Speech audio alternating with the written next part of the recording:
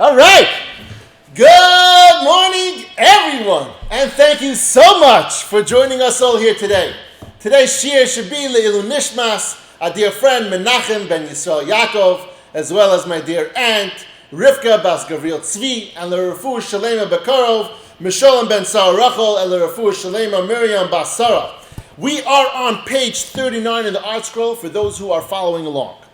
And we are talking about the second set of 10 benefits. There's first 5 benefits of bitachon that are more at a spiritual level, and the second set of 5 talks about more worldly benefit of bitachon. So bitachon that benefits you on this world, how we can control our days, how we can act, how we can feel. And so today we're going to be talking about the third and fourth of the worldly benefits that bitachon brings when you have that and you internalize that. And so we begin. Umehen. Menuchas hanefesh v'haguf min hamasim hakushim v'hamlochas hamyugais es hagufas. Having bitachon gives a person, enables that person to enjoy mental and physical relief from stressful jobs and physically exhausting work. We're going to see later in Shaar Habitachon that the Rav Av is going to point out people should choose their careers, their businesses, based on their personalities and what they can physically and emotionally handle. But in the very least, the bitachon, having bitachon, gives us the ability to not be stressed out every single day with our jobs, because we started learning this. We know that we have to do our hishtadlus. That's what we have to do. And he's going to focus over here, and he's going to talk about how we should refrain from taking on work that's either physically or mentally stressful on us, or work that maybe even kind of questions our faith in Hashem, taking on work that is questionable as far as the kind of work we do. And so he goes further and he says, and it gives them the confidence to refuse offers of well-paying jobs or royal employment, which frees him from the challenges of living up to the protocols of the royal court and from the subject of the seat of its members. The royal court jobs, government jobs, they're very, very lucrative, as we all know. They're very, very enticing. But we also know that this comes with a lot of challenges.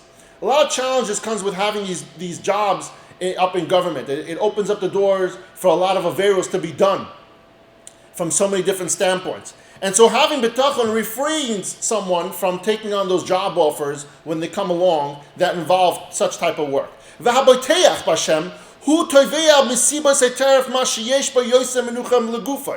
one who relies on Hashem, however, pursues an avenue of income that is the easiest on his body and on his mind. And this is the person with bitachon understands that I have to do my hishtadlus. You're going to see in a minute, he's going to say, don't be lazy. Don't say, I got to do the least possible. I'm just going to press buttons by the cash register and, that's it. Don't be super, super lazy. Do what you can do. But don't try to push yourself in a way where it's really exhausting yourself. To the point when he says even further, V'shem toiv loi, that preserves his good reputation. Ufnei liboy, and affords the leisure for his mind to engage in prayer and Torah study when he's not working. A person who chooses an occupation that is so physically and emotionally draining, what happens is at the end of the day that kind of spills into his personal life.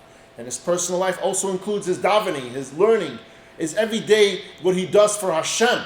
And so it kind of holds him back from doing God's will, from doing mitzvahs. He's so tired he doesn't want to go daven at night, he doesn't want to go to his shiur, he doesn't want to go to different things that the whole purpose of doing hishtadlus and making money is so that you can do God's will. And so he says the person with bitachon, he chooses that occupation that frees his mind, that he doesn't carry over his work into 24 hours a day. And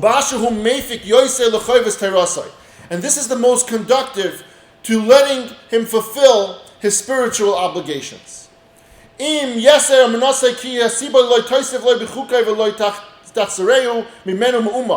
He chooses such an occupation based on his strong conviction that the specific avenue of employment that he chooses will neither add to his allotted income nor detract it by even one iota.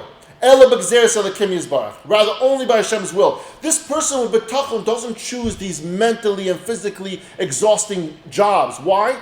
Because he understands that his income his success or his failures has nothing to do with his hishtadlis. Hishtadlis is merely something that Hashem wants him to do, but the outcome, the results rather, have nothing to do with what he does. Has nothing to do with the career path that he chooses.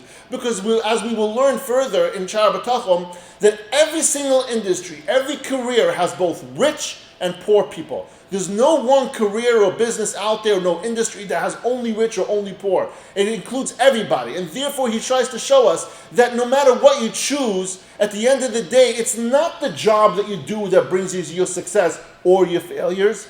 The job that you choose is merely your hishtadlus that you need to do, and the outcome is only up to Hashem. He understands it's only from the Gzeira from Hashem. It says in the pasuk,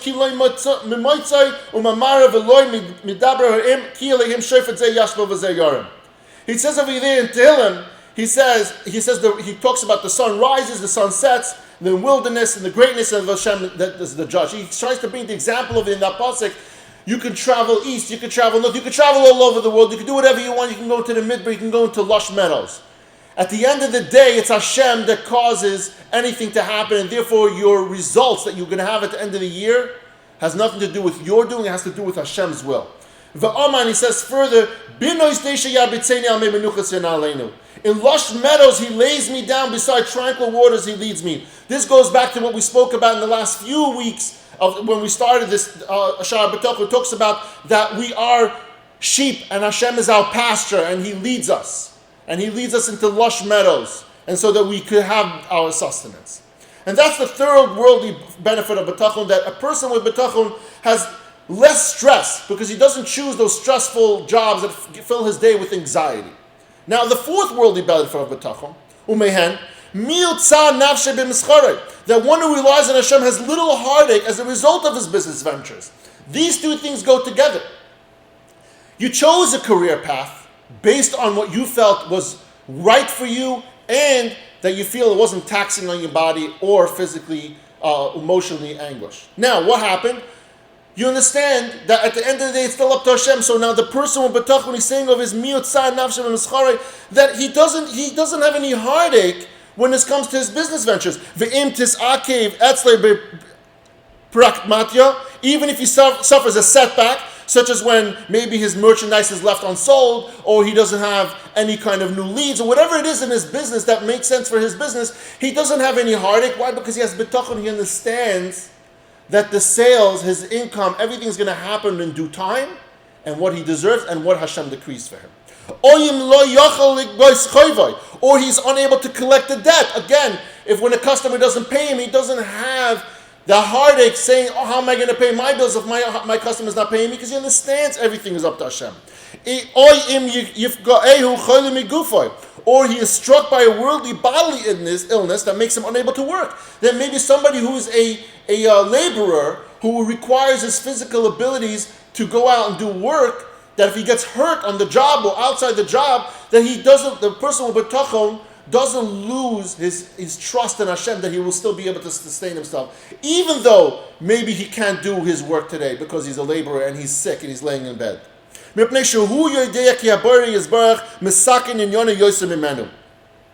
This person understands that the obstacles do not cause him distress, because he knows that Hashem, our Creator, is the one who arranges everything for us to happen. And he chooses what is good for him, that Hashem chooses exactly what is good for this person, better than we could choose for ourselves. And he's trying to say over here, we could plan, we could have our projections, we could have the direction of our business, what we want to do, we can choose even our career paths. And at the end of the day, the proof will be in what Hashem wants us to do. And Hashem will give us the success, the merit, and everything and every single thing that we do in every single day, based on what Hashem, feels is the proper outcome for you. It says in the pasuk, for God alone, wait silently. David HaMelech is talking over it to his neshama. He says, wait silently, my soul, because hope is from Hashem. Hashem is the one who's going to make everything happen. And so you wait patiently. And we do our hishtadlus every single day. And what we learned today, you choose the right career path that you feel is right for you. Don't overexert yourself. He cautions, you're going to see later in Shaar Habitachon, Rav Av cautions us from being lazy. Being lazy is not called doing ishtadlus. I'm just going to do the easy thing. I'm just going to pack grocery bags. That is not considered doing ishtadlus. Unless that's the max capacity that you feel you can do, then yes, that is your ishtadlus. But you feel what you could do physically and emotionally. Don't overexert yourself. Don't fool yourself either. Don't say, oh, this is too hard for me. You can push yourself sometimes.